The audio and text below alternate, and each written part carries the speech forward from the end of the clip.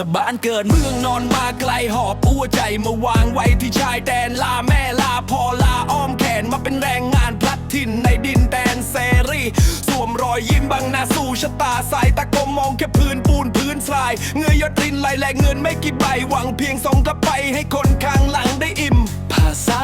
อ่างกันแต่ความเหนื่อยนั้นเหมือนกันทุกทีตื่นเช้าสู้กับงานจนมืดค่ำอดทนไว้ทุกคำที่คนเขาดูหมิ่นกลางคืนนอนฝันถึงทุ่งนากลางวันก้มหน้าสู้กลางฝุ่นดินเมืองไทยกว้างใหญ่แต่ใจมันทวิน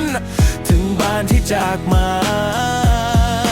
โอ้ชีวิตแรงงานพลัดถิ่นมาสู้กินอยู่ใต้ฟ้าไทยมือที่เปื้อนปูนมือที่ถือตะกร้าผลไม้คือมือที่ค้ำจุนครอบครัวให้เดินต่อไม่ได้มาขอใครกินแต่มาขายได้และเหงื่อที่ไหลรินขอแค่ความเห็นใจในฐานะมนุษย์คนหนึ่งบนดิ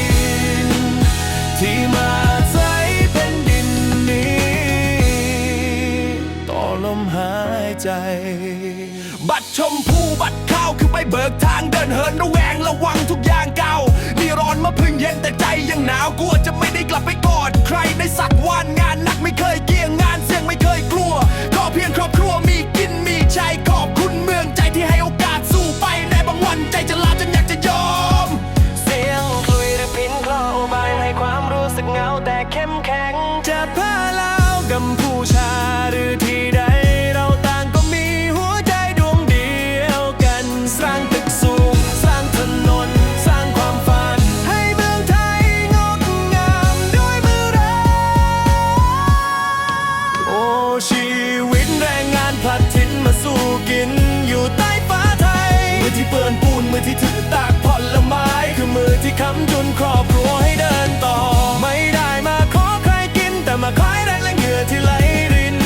ขอแค่ความเห็นใจในฐานะมนุษย์คนหนึ่งบนดินอาทิ้งหลับขอบฟ้าที่ขอบตึกความรู้สึกคิดถึงบ้านก็เริ่มฉายหลับตาลงพักกายในห้องเช่าเก็บปลัดพรุ่งนี้ตื่นมาสู้ใหม่เพื่อคนทางบ้าน